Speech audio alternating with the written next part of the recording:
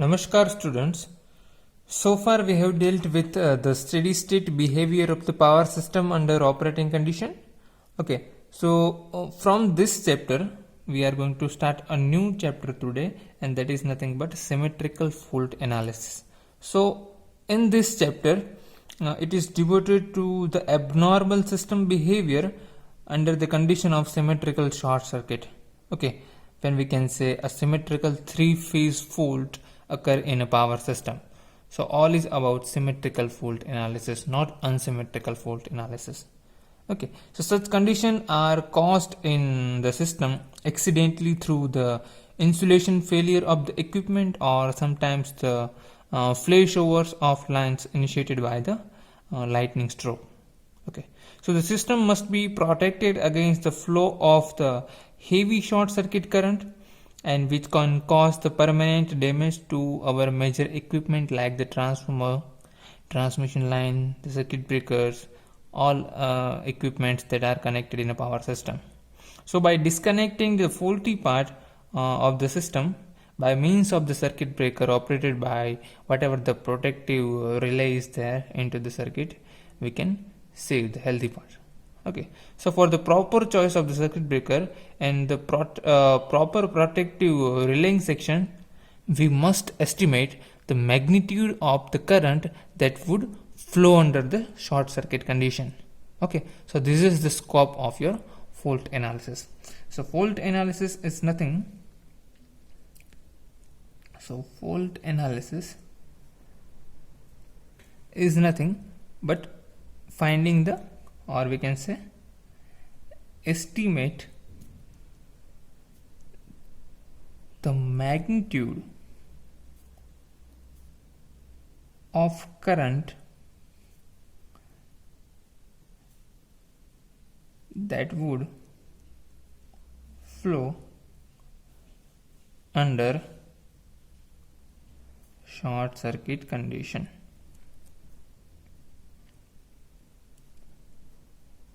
Okay, so fault analysis is nothing but estimation of magnitude of, also we can say, the short circuit current that would flow under the short circuit conditions. Okay, now the majority of system faults are not three-phase fault. Okay, so symmetrical fault is a three-phase fault, but majority are unsymmetrical fault.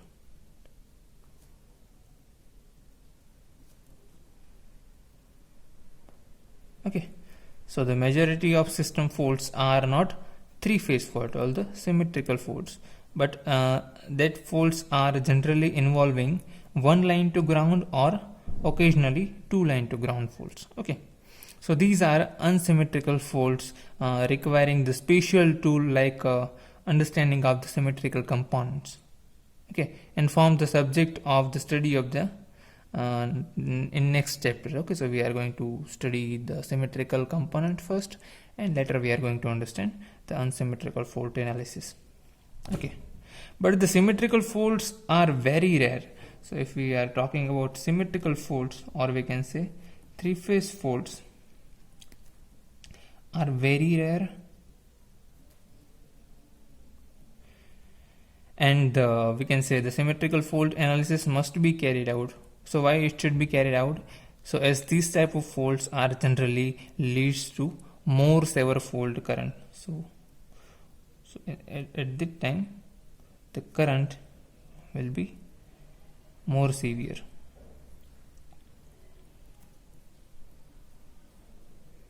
Okay, in case of three-phase fault, all three phases are we can say come into the picture. So symmetrical fault analysis is of course simpler to carry out.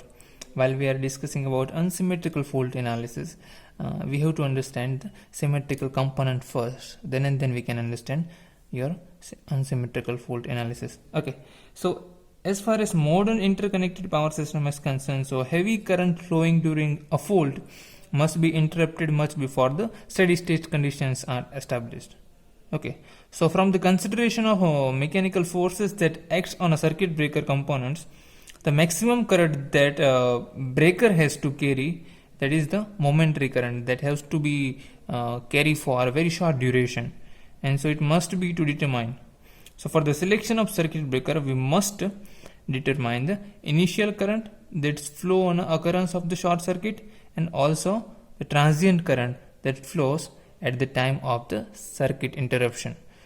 So in next topic, we are going to understand how we can find the steady state value of the current and the transient value of the current, to understand how our total current I will be there in case of your short circuit. So let us try to understand one short transmission line. So how the transient behavior of the current will be there in case of a short transmission line. So let us try to understand this. So here you can see we are doing a transient analysis of short transmission lines. So there is nothing but RL series circuit. Okay, so here you can see your transmission line impedance Z is given, that is nothing but R plus JXL. Let us consider a transmission line of resistance R, inductor L, and supplied by an AC source of voltage that is given by V is equal to Vm sine omega t plus alpha. Now what is alpha? I'll come to know. Okay, I'll inform you what is alpha. Vm is the maximum value, so we can represent this Vm is equal to root 2 into Vrms, that is sine omega t plus alpha. Okay, we are assuming that there is a short circuit happening in a transmission line at the receiving end.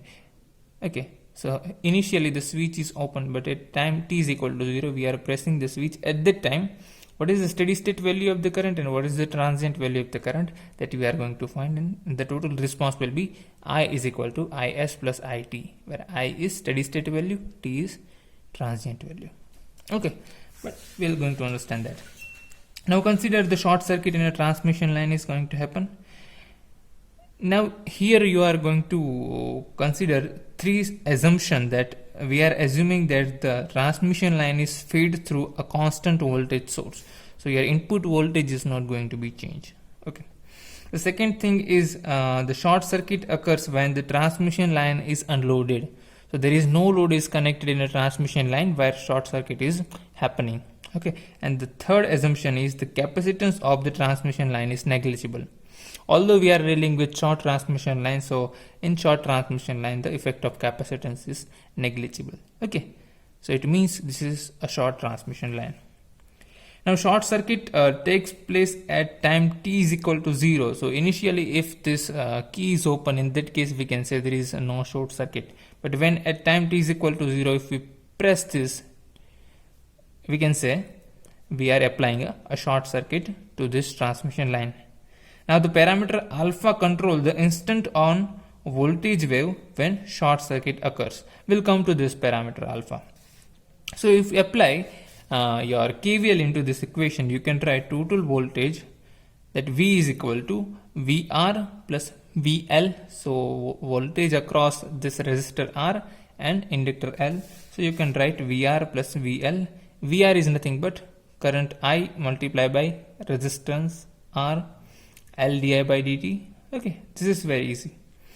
Now here V is given, that is Vm sine omega t plus alpha. So you just put the value of V and you will get Vm sine omega t plus alpha is equal to IR L di by dt.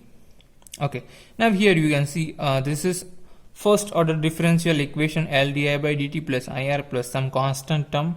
So this is first order differential equation, and you know how to solve the first order differential equation. So if you solve this equation, you will come to know the value of I is equal to Vm by under root R square plus omega square L square sine omega t plus alpha minus theta. Okay, here I am not giving you the solution of your first order differential equation, but you can do this. Okay, this is nothing very easy. First you have to divide this equation by L, and then you can easily find the value of P and Q, and then you can find CF and Rn. Okay, so this is very easy task. So if you just solve this equation, and you will get the value of I is equal to this. Okay, now this term is nothing but your Z, impedance Z, R square plus omega L square is nothing but Z square, and if you take the square root, it will be Z only. Let's say this is equation number 2. Now if you apply the initial condition to this network when this key is not pressed, at that time we can say V is equal to 0. So if you put V is equal to 0 in this equation number 1, we can write 0 is equal to IR plus L di by dt, that is right here. Okay. So this is again first order differential equation. You know how to find the solution. So if you do so, you can get the value of I is equal to k e raised to minus RT divided by L. Okay. So this is nothing but your steady state value and this is your initial value. Okay. Or we can say the transient value. So the total current will be the sum of this Vm by Z sine omega t plus alpha minus theta plus this term. So the solution, complete solution of equation number 2 can be written as I is equal to this term plus this term. Okay. So here you can see I is equal to Vm by Z sine omega t plus alpha minus theta plus k e raised to minus RT divided by L. Now we are interested to find the value of current at time t is equal to 0. So initially if our circuit is open circuited, in that case your current will be 0. So put t is equal to 0, at that time I is also is equal to 0. So if you put in this equation, you will come to know what is the value of k, because e raised to 0 will be 1 only. Okay, so I is equal to 0, Vm by Z as it is, sine omega t, if we are putting t is equal to 0, this omega t will be 0. Okay, alpha minus theta plus k e raised to 0 is 1. So from this you can find the value of k, and this value we are putting into the same equation. In that case you will come to know. Okay, so this is the value of k that we have derived, minus Vm by Z sine alpha minus theta. So if you put this value in previous equation, you will get this equation. Okay, now we are converting this Vm into root 2 into V, so that is nothing. So this first part is nothing but your steady state current Is, and the second part is nothing but your transient current, because here you can see the response of your transient current is exponential decaying. Okay, this minus sign, it means the value of your current is going to be decay exponentially. Okay, so we can say your total current I is nothing but your steady state current plus your transient current. Now here the sinusoidal current, steady state current is called the symmetrical short circuit current, because you can see it is a sinusoidal current. Okay, so the nature of your current is sinusoidal. Okay, so if we just plot this, we'll discuss that, but this current is a symmetrical current because the nature of the current is sinusoidal. The unidirectional transient component is called the DC offset current, and which makes the total short circuit current to be unsymmetrical till the transient decay. Now we'll come to this, you will understand what is this sentence are discussing. Okay. So let us try to plot whatever the value of V and I is there. So we know V is equal to, let me just show you, V is equal to Vm sine omega t plus alpha. Okay, so here you can see in a black ink, okay, this black ink, follow this black ink only, it is nothing but V is equal to Vm sine omega t plus alpha. Let me just write down V is equal to Vm sine omega t plus alpha. Okay, so here it is, and this much of portion is nothing but your alpha, because here we are having omega t plus alpha. Okay, what is the value of current I? Okay, so current I is nothing but root 2 V by Z sine omega t plus alpha minus theta. Okay, so your current I is right here in a blue ink. Now you have to follow this blue ink. Okay, now what is the magnitude? Magnitude is root 2 V by Z. Okay, same root 2 V by Z, again this is also root 2 V by Z. Okay, so root 2 V by Z is the magnitude of this current. Initially the magnitude was only the Vm. Okay, now the magnitude will be root 2 Vm by Z and angle sine theta minus alpha. So there is a phase displacement. Here you can see omega t plus alpha minus theta, and here it is omega t plus alpha only. So the phase displacement between voltage and current is of theta. That is why you can see there is the phase displacement between current voltage V and current I is theta. Okay, so this black line is for your voltage and I is for your current as time varies. Okay, now here the steady state current and transient current has to be shown. So we can see that transient current is having a exponential function and it is decaying function, and the maximum value is right here. So whatever the value of root 2 V by Z sine alpha minus theta is your maximum value, and from this point your current is going to be decay, and after some point it will be 0. So this will be your transient current. It is nothing but exponentially decaying. So this is your steady state current IS. Your steady state current is here in the blue ink.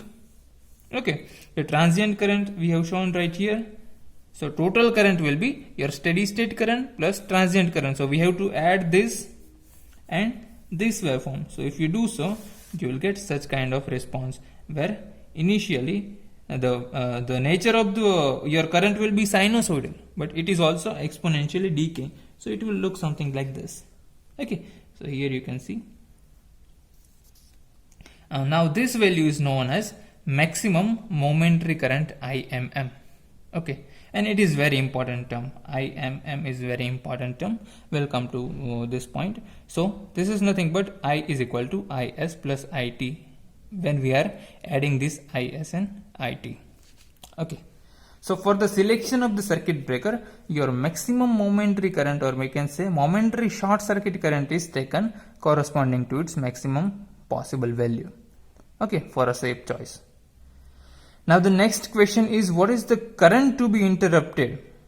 So as has been pointed out earlier, your modern day circuit breakers are designed to interrupt the current for the first few cycles. Okay, we can say a 5 cycle or less than a 5 cycle. So with reference to, we can say, this figure, I am talking about this figure, it means when the current is interrupted, the DC offset current, that is IT, we are talking about this current, has not yet died out. So it should be contribute the current to be interrupted. So rather than computing the value of your DC offset at the time of your interruption, we can say the symmetrical short circuit current alone is calculated. Okay, now let us discuss, we can say IMM is corresponding to your first peak value. So IMM is nothing but your maximum momentary current, or we can say the first peak value. So hence if decay in the transient current during the short interval is neglected, so whatever this decaying happening in a initial portion, if it is neglected, in that case we can say this equation can be written as something like this: root 2 V by Z sine theta minus alpha plus root 2 V by Z. We are just eliminating that exponential term. Okay, now we know that in a transmission line generally the value of XL is very much larger than R. That is why we can say theta is, we are considering almost 90. Okay, so if you put the value of theta is equal to 90 into this equation, you will convert this sine 90 minus alpha is equal to cos alpha. Okay, and to find out the maximum value of IMM, so to be this term maximum, the value of alpha should be 0. So if you put alpha is equal to 0 in this equation, you can get IMM is nothing but root 2 V by Z plus root 2 V by Z is equal to 2 root 2 V by Z. So IMM, it means your maximum momentary current is twice the maximum value of the symmetrical short circuit current, and this is referred as the doubling effect of short circuit current during the symmetrical fall on a transmission line. So that much of current it should be there in case of a short transmission line. The symmetrical fault occurs in your short transmission line. Okay, so at that time your circuit breaker is capable to bypass this much of current.